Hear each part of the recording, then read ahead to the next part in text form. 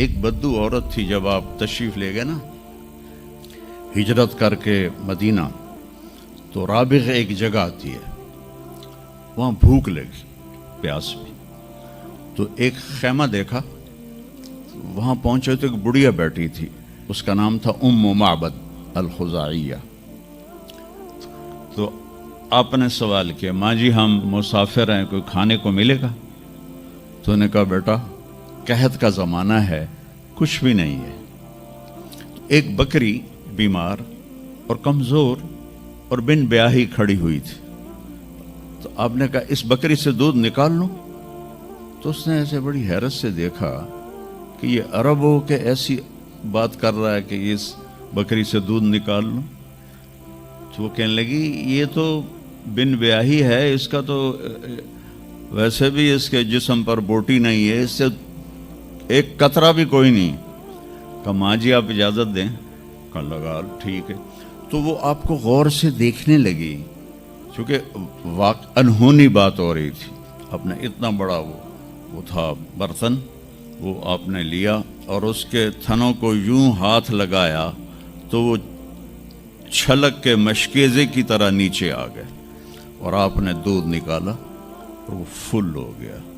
آپ نے حضرت ابوبکر کو پلایا، عامر بن فہیرہ کو پلایا، عبداللہ بن اریقت جو آپ کے رہبر تھے، آخر میں آپ نے خود پیا، پھر دوبارہ نیچے بیٹھے اس کے، اور پھر نکال کے پورا وہ جگ بھر کے رکھ کے دے آئے۔ بکری کی عمر ہوتی ہے 7 سال، 7 سال تک یا ذبح ہو جائے یا وہ از خود مر جائے گی۔ بہت کم ہوتا ہے کہ کوئی بکری 7 سے 8 سال ہو جائے۔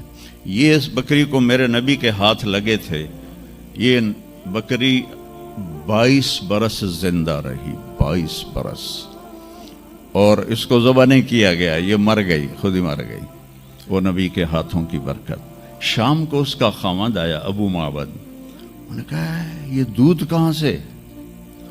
تو ام معبد کہنے لگی اس بکری سے۔ پاگل ہو گئی ہیں، یہ بکری دودھ دے سکتی ہے؟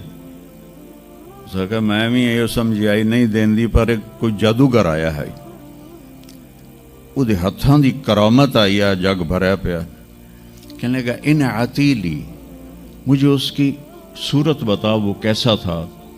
مجھے لگتا ہے یہ وہ قریشی ہے جس کی خبر مشہور ہو گئی ہے کہ وہ مکہ چھوڑ کے مدینے جا رہا ہے۔ تو اب وہ بولی، ترجمہ بعد میں کروں گا، آپ الفاظ کا ردم اور اس میں جو موسیقی ہے اس کو آپ تھوڑا محسوس کیجئے گا۔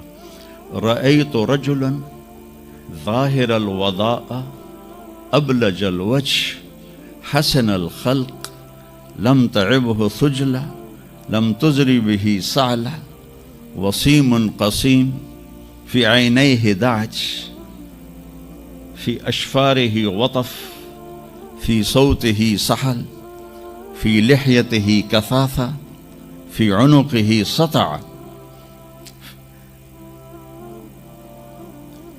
اذا تکلم علاہ البہاء واذا سکت علاہ الوقار من انفسکم۔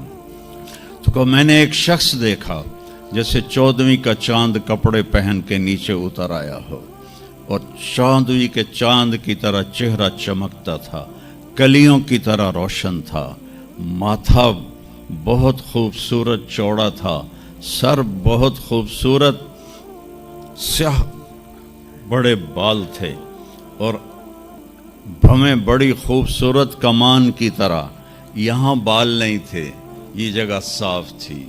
یہ ہماری بچیاں یہاں ان کو لیزر کرواتی ہیں، بھائی تو ان کو مٹاؤ یہاں سے، ہائی ہائی بھی کر دیا تو اے بھی مٹائیں دیا۔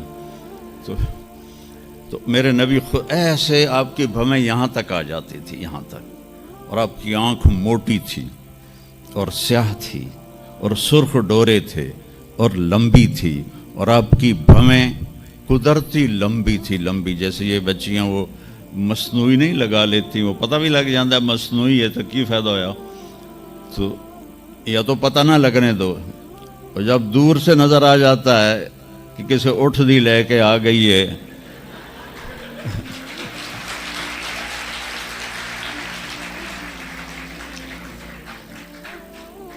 اونٹ کی بھویں بڑی موٹی ہوتی ہیں اور ڈبل ہوتی ہیں، ڈبل، تو اس لیے میں نے کہا جی میں کیسے اٹھ دی لے کے آ گیا.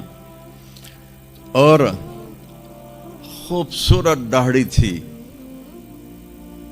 لمبی گردن سراہی دار تھی.